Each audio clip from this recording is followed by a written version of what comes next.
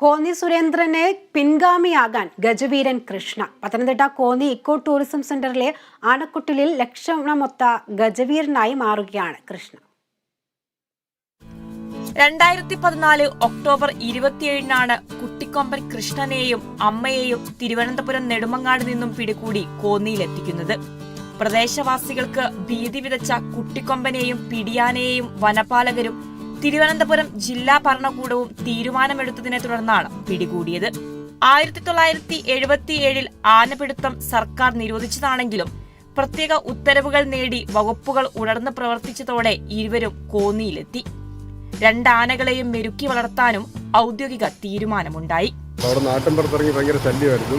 ഇതിലെ തള്ളയുണ്ടായിരുന്നു, രണ്ടും കൂടെ ഭയങ്കര ശല്യമായിരുന്നു. അങ്ങനെ എന്നെ പിടിക്കണമെന്നുള്ള ഓർഡറായി അങ്ങനെ ഇവിടുന്ന് ആൾ പോയി പിടിക്കുന്നു. ഇവിടെ കൊണ്ടുവന്നു കഴിഞ്ഞാൽ 6-ാമത്തെ ദിവസം എൻ്റെ അമ്മ മരിച്ചു. അത് നല്ല പ്രായമുണ്ടായിരുന്നു. പിന്നെ അതിനെ നമ്മളോട് കൂട്ടത്തിനിട്ട് കെട്ടിപ്പഴിക്കിറക്കിയ ആനയാണ്. ആനക്കൊട്ടലിലേക്ക് എത്തുന്ന പുതിയ അതിഥികളെ കാണാൻ അന്ന് വലിയ ജനക്കൂട്ടം തന്നെ എത്തിയിരുന്നു. ദേഹത്ത് ഏറെ മുറിവുകൾ ഉണ്ടായിരുന്ന പിടിയാന ഏതാനും ദിവസങ്ങൾക്കുള്ളിൽ തന്നെ ചെരിഞ്ഞു. കുട്ടിക്കൊമ്പൻ തനിച്ചായി.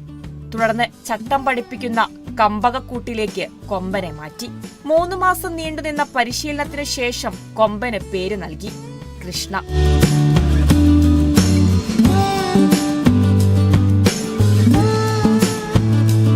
താപ്പാനകളായ പ്രിയദർശിനിയും സോമനും ഇടംവലം നിന്നാണ് കൃഷ്ണയെ അച്ഛൻ കോവിലാറ്റിൽ കുളിപ്പിക്കാൻ കൊണ്ടുപോയിരുന്നത്.